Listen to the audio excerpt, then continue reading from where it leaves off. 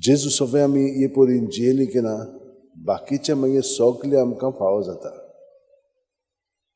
पयले सर्गीचे राज तुमी सोदात आनी बाकीचे सगळे तुमकां मेळटले म्हणून ताणेंच आमकां सांगलां. आनी सर्गीचे राज कोण? जेजूच.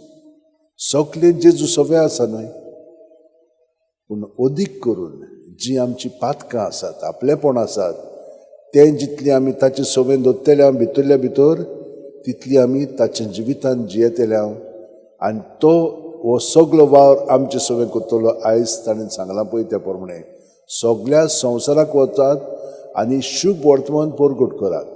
कोणाक? सगळे रचनेक, फकत मनशांकूच न्हय, सगळे रचनेक. देवान रचलेले आसा तितल्यांकूय कोण दिता खबर?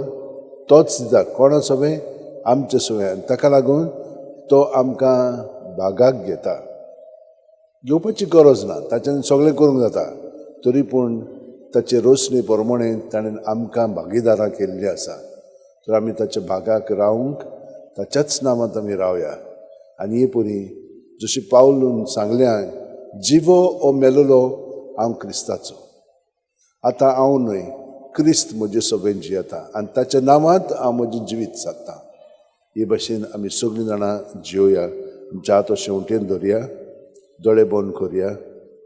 प्रत्येक सुस्कारान तो आमचे कुडींत मनांत ओतम्यान भरोन येता. ताणेंच आमकां सांगलां, हांव तुमचे सवें हे परी रिगून रावतां. आनी आमी सुस्कार भायर सरतना ताचे सवें रिगून रावया. जेजू जेजू जेजू म्हणून ही खालतीकाय आमी पत्करतले, हे सादेपण आमी मनयतले आनी ताचे सारकें आमी उदीक आनी उदीक जावंक लागतले.